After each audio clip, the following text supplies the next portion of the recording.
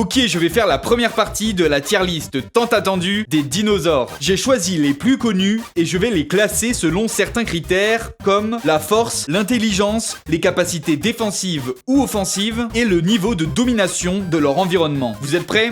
C'est parti. Des tiers, on commence avec le Microraptor, un petit dinosaure d'à peine 1 mètre de long qui pesait 1,5 kg. Son corps était recouvert de plumes. Il était léger, agile et avait la capacité de voler ou au moins de planer grâce à ses ailes. Cependant, sa taille minuscule faisait de lui une proie facile pour les plus gros prédateurs. Pour finir le D tiers, on a l'Hypsilophodon. Il mesurait 2 mètres de long et pesait maximum 20 kg.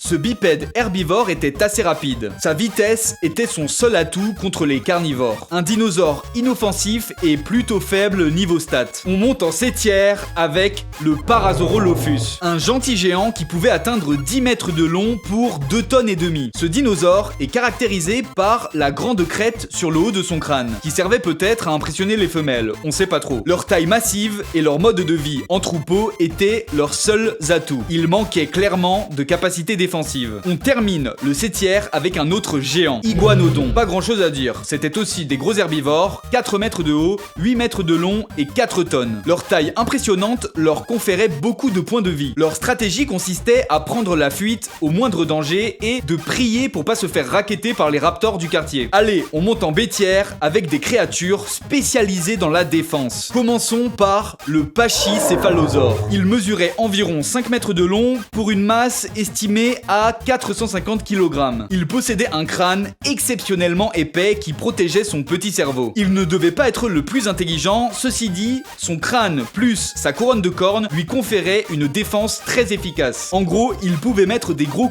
coups de boule de rugbyman. C'est pas mal comme stratégie, mais il existait clairement mieux. Et le meilleur du B tiers n'est autre que le fameux Stégosaure. 12 mètres de long pour 3 tonnes, ce dinosaure disposait de très bonnes stats défensives. Les plaques osseuses sur son dos le protégeaient des morsures, mais son arme spéciale était surtout sa queue dotée de pointes qu'il balançait de droite à gauche frénétiquement pour effrayer les prédateurs. Son gros point faible était sa faible intelligence due à la taille de son cerveau, pas plus gros qu'une noix. En bref, un bon build défensif. Les choses deviennent intéressantes en tier A avec certains des meilleurs builds défensifs et offensifs. Le Vélociraptor, 2 mètres de long, 75 cm de haut pour environ 20 kg. En réalité, ils étaient bien plus petits que dans les films. Ça n'enlève rien à leur efficacité. Ces petites racailles étaient redoutables. Ils combinaient vitesse, agilité, intelligence. Ils pouvaient infliger des gros dégâts grâce à leurs griffes acérées et surtout, ils avaient la capacité de s'organiser en groupe pour chasser en meute. Leur point faible était leur résistance. Un seul coup critique suffisait pour leur faire perdre tout leur point de vie. On continue avec le Triceratops, un des meilleurs tanks de l'histoire. 10 mètres,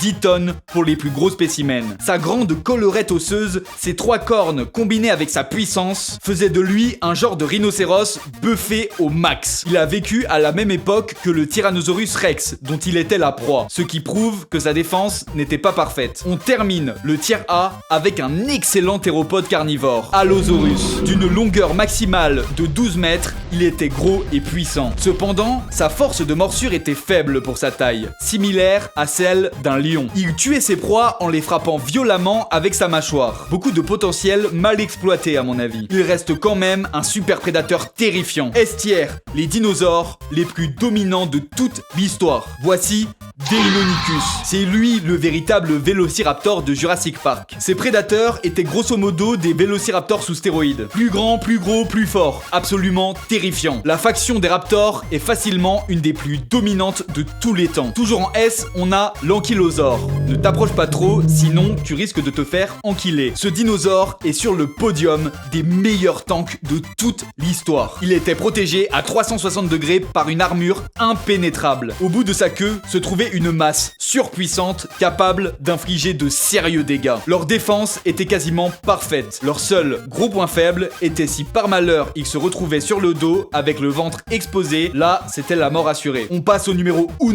des S, Giganotosaurus, l'un des plus grands carnivores terrestres de tous les temps. Il était un peu plus gros que le T-Rex avec ses 13 mètres de long, mais sa masse était assez similaire avec ses 8 tonnes. Sa taille est totalement exagérée dans les jeux vidéo tels que Ark Survival rival. Le vrai roi des carnivores se trouve au-dessus. En parlant des rois, on monte tout de suite en S+, avec le roi des raptors.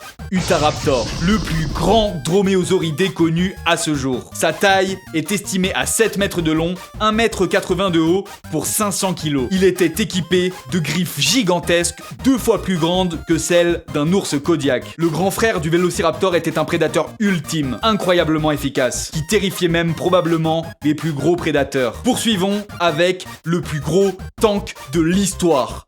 L'Argentinosaurus, 35 mètres, 80 tonnes, un dinosaure invincible. Ce sauropode appartient au groupe des Titanosauria. Une fois adulte, ce monstre dominait son environnement avec facilité. Aucun prédateur n'osait s'en approcher, au risque de prendre la plus grosse balayette nucléaire de la galaxie, ou de se faire écrabouiller par l'équivalent de 1000 fois le poids de ta belle-mère. Et pour terminer cette liste, je vais mettre le théropode carnivore le plus redoutable de tous les temps, le célèbre Tyrannosaurus Rex. Certaines personnes pensent qu'il est surcoté, mais plus j'ai fait de recherches sur lui, plus je me suis rendu compte à quel point il était sous-coté. Déjà, il possède la mâchoire la plus puissante de tous les êtres vivants ayant existé. Son crâne était énorme, ses dents étaient les plus grosses de tous les carnivores. Il était très intelligent, son odorat était hyper développé, et contrairement aux croyances populaires, il avait une excellente vision. Bref, il était le maître absolu des dinosaures. Dis-moi dans les commentaires les dinos que tu veux voir dans la partie 2, et si mes vidéos te plaisent, je t'invite à aller t'abonner à ma chaîne YouTube. Le lien est dans ma bio. Merci beaucoup et à la prochaine. Ok, on va faire la tier list de la banquise. Ce sont les animaux qui vivent soit au pôle Nord ou au pôle Sud. Pas obligatoirement sur la glace, ils peuvent aussi se trouver autour de la banquise. On va les classer des plus faibles, les victimes,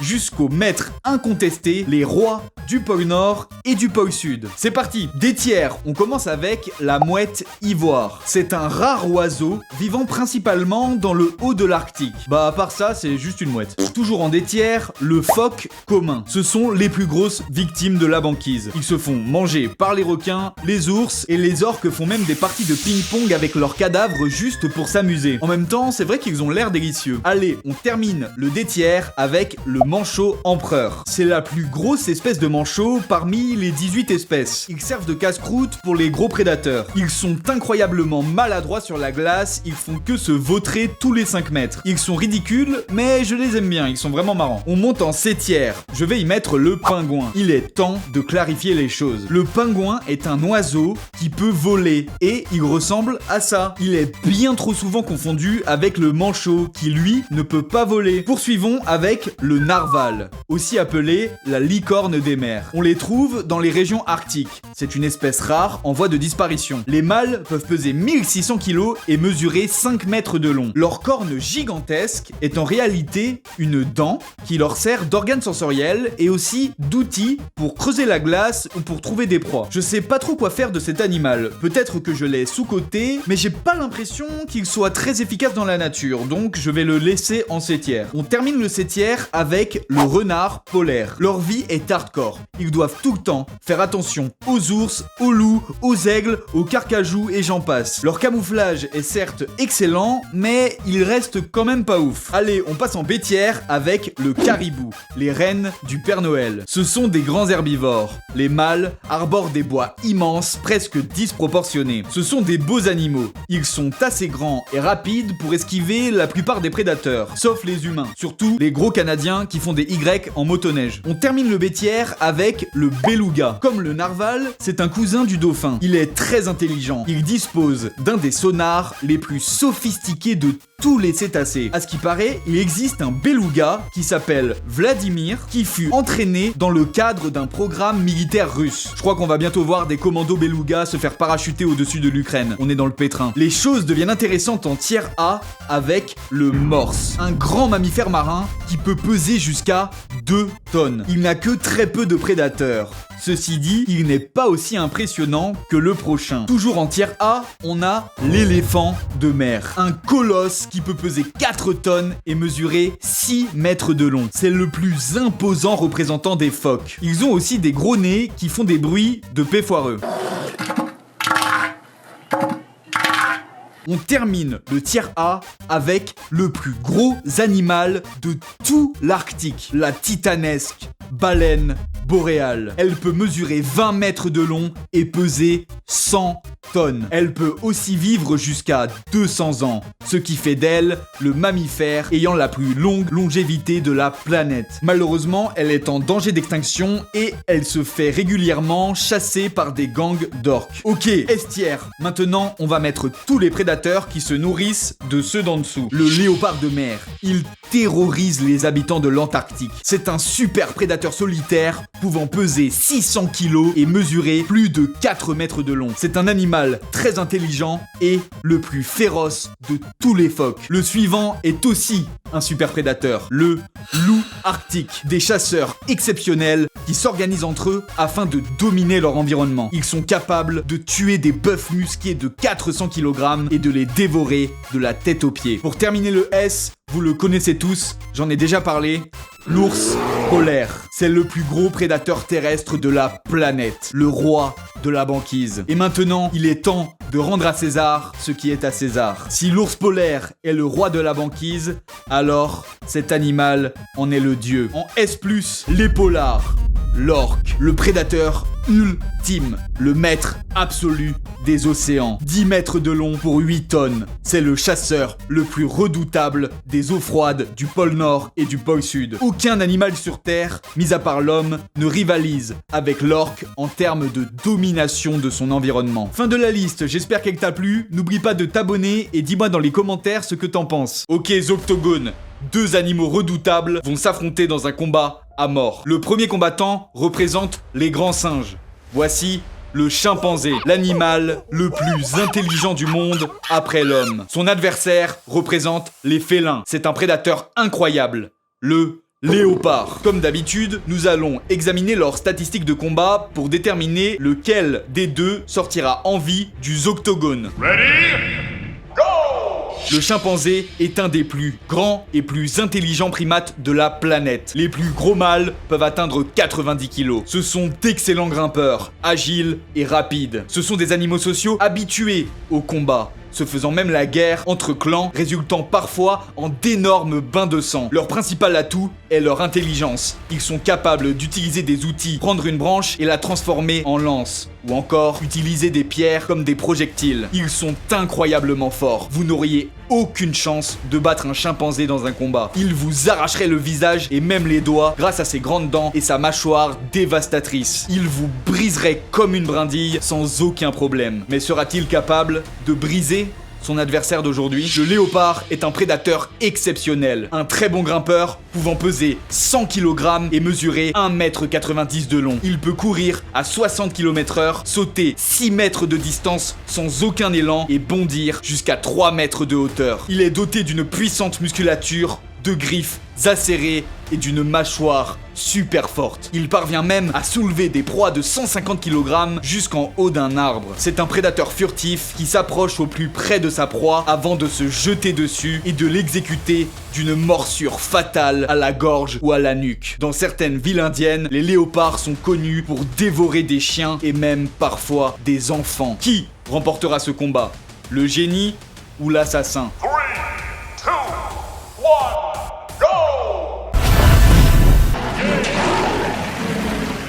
Évidemment, le chimpanzé est plus fort que l'humain, mais le léopard est plus fort que le chimpanzé. Dans un 1 contre 1, le chimpanzé n'a que très peu de chances de s'en sortir face au dangereux léopard. L'arsenal du félin est parfaitement designé par l'évolution pour tuer sa proie. C'est un chasseur solitaire qui se nourrit occasionnellement de singes. Il sait donc parfaitement s'y prendre. Les chimpanzés, quant à eux, trouvent leur force dans leur nombre. Victoire facile pour le grand léopard. Abonne-toi pour ne pas rater les prochains épisodes.